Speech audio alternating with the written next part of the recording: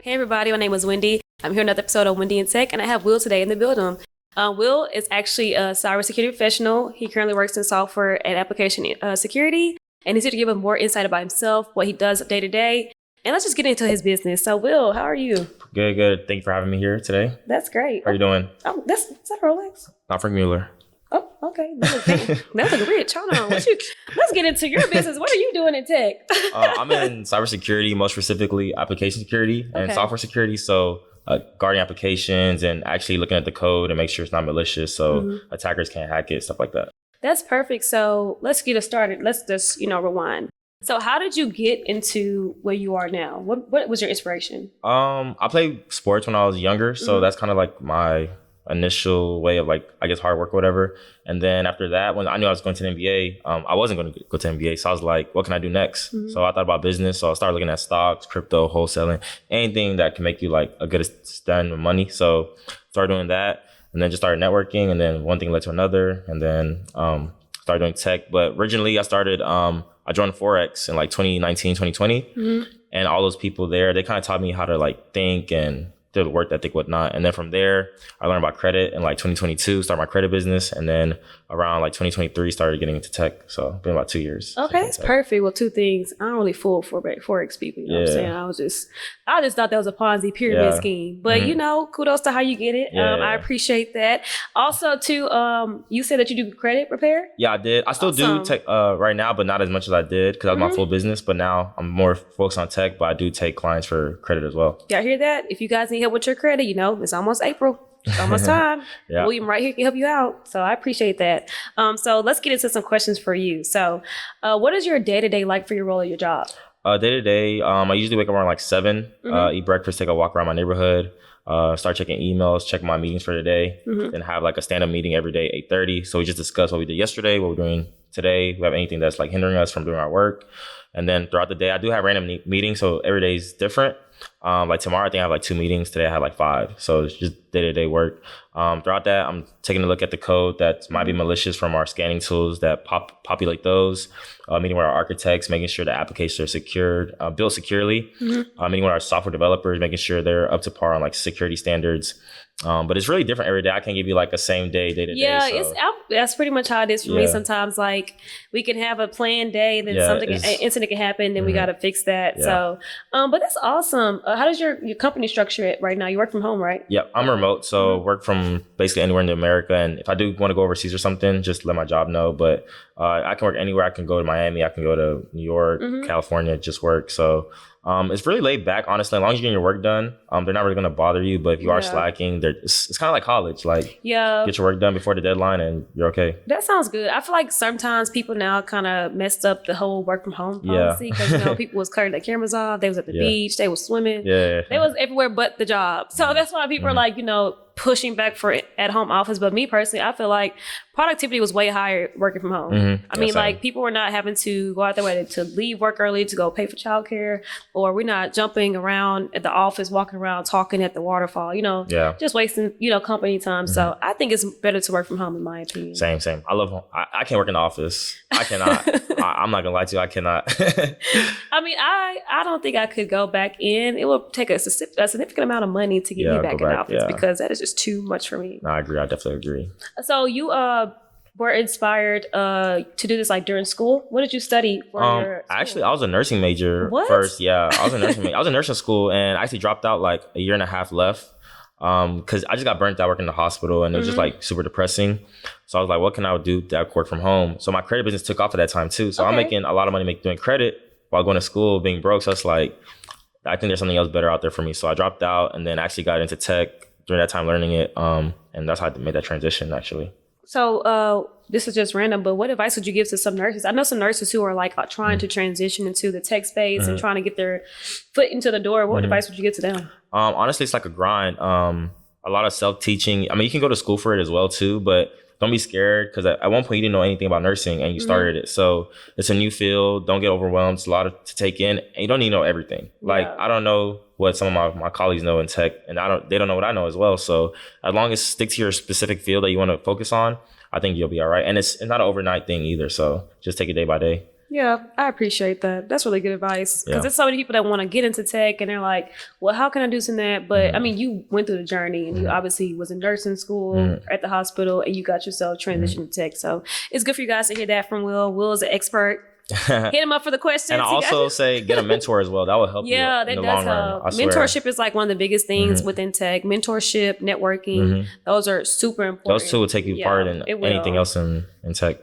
So for you, how can software engineers and developers improve our security mindset? You know, a lot of things are happening right now within the tech space. I don't know if you guys know, but there has been like a significant amount of layoffs. There's been so many transitions happening in every industry for tech or related. And I only know about tech because I work in the tech space.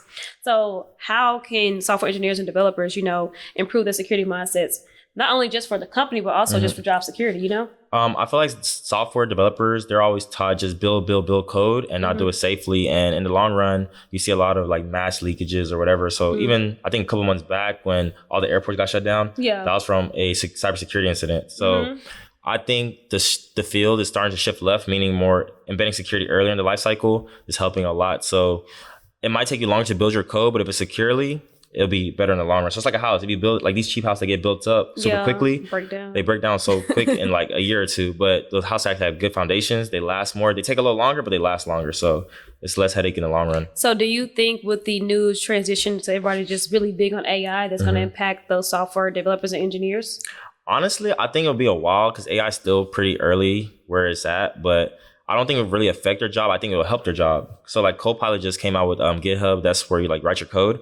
So they actually have an AI that can actually help you design code securely. So I don't think it's going to like hinder developer. I think it's going to help if anything. I always say that, but it's like people are so scared of, you know, the new processes. Remember like 5-6 years ago, it was cloud computing, cloud engineering. Everything was going into the cloud. And now we have AI and people are just so terrified that they're going to lose their job. But I personally don't believe so. I don't think so either. I think it's going to actually help us a lot in the long run. I mean, not just even in tech space, like in other areas of life and also just other industries, it can be really helpful. I agree. I'm happy that we are accustomed to it. I'm open to it. I'm happy that you're open to it. And hopefully you guys are open to it because it's going to be something big coming up. Yeah, it's going to be fun. Yeah. So what is like your favorite thing to do like at work? So can you explain more like on your malicious, you know, so you use malicious tools and stuff. What tools do you use specifically? We use like check marks, so it scans your code. There's Veracode that scans your code. Also, a lot of developers use third-party code, so it's not the code that they write. They import it from somebody else that wrote it. So we use like Sneak, dependency check. So they scan those third-party codes, make sure they're not malicious. There's DAS scanners as well. So it does like real-world attacks on your application that the source code can do. So I use those type of tools on my day-to-day work. So it's a part of the SecDevOps secure development automation process? Yeah, okay. I learned that too. We do that too, my day-to-day job. But we don't use your part malicious tools. I do strictly like security development and like deploying in the cloud. So gotcha. That's pretty cool though. Appreciate you know, it. you're kind of smart, Will. I didn't get that. You know, I didn't know Will was all into that. And then you mentioned a little bit that you do like crypto and stuff. Did you just teach yourself that? Yeah. So when I did Forex, I always thought outside the box. So even though they were doing that, I was still doing my own thing on the side, learning. So I started learning about stocks recently and then crypto back in that time. And I remember I made my first $1,000 in a day from Bitcoin. Or was it? No, Dogecoin. Okay. In like March 2021 or something like that. And like, it just changed my whole mindset. And I was paid for mentorship for that as well too. So basically all self-taught, but I also did get mentorship to actually teach me. So kind of 50-50. Do you like teach other people that and stuff? I did too, but when I started getting into tech, it started taking too much of my time. So I think now I kind of got the tech thing down. So I want to start focusing more back on my business with like trading and credit. So that's awesome. Yeah. You can definitely be an advocate to help people out there, you know, this economy is not the best. And obviously entrepreneurship and going out and seeking to help other people like yourself is good. So if you guys are interested in getting some assistance with your credit, hit Will up if you want to get assistance on some stocks or crypto. Y'all help Will. He got the information you need. Obviously, I didn't know Will had all this knowledge in his brain, y'all. I'm telling y'all. I'll be low key. I know he's so low key and quiet. So you obviously have a great stellar resume. Like this is phenomenal. You can be inspiration to other, you know, young girls and boys like yourself. So what advice would you give to them coming up? I would say just think outside of your environment because what I noticed a lot of people I went to school with from high school, middle school, they don't have the same mindset that I do. And it just came with self-development, just like watching podcasts, YouTube, and reaching out to people. Don't be scared. Go to networking events, tech events. And people the world is so big that if somebody knows something that you don't know that can help you get out of your situation. So I would say go to your local networking events. Even if you're scared, you go by yourself. You're going to meet somebody just like you that's scared too. So don't be scared to fail. Just keep on trying. That's awesome. I agree with that. Yeah. And, too, another thing people are going to ask is, how can they get a role like you? Like, how can they get into, so let's say someone's looking for a job. How can they get into your role specifically? What advice do you have for them to get hired as a software application security engineer? I would say take courses. There's LinkedIn Learning. There's Udemy. Find mentorships on LinkedIn. Message people, add people on LinkedIn, go to your local networking events. It don't have to be just tech. It can be a real estate event. It could be anything. Yeah. And I'm pretty sure somebody there does tech as well. You might meet somebody like that. So just you never know what you'll like. You don't have to be tech. It could be anything. So just go to different events, see what you like, trial and error, and you never know what you'll get. It's true because I also teach college courses on the side. I'm also a professor. Okay. One of my students actually is in real estate and he's taking some tech courses now to get into tech. So you just never know where you can end up or who you might meet or run into. So I do appreciate your advice. I really do appreciate you for coming. And you guys may have to get Will to come back to give you some more sound advice because he's very intelligent. Look, but I appreciate you, Will. Thanks for coming and I hope you guys tune in next week. Thank you guys.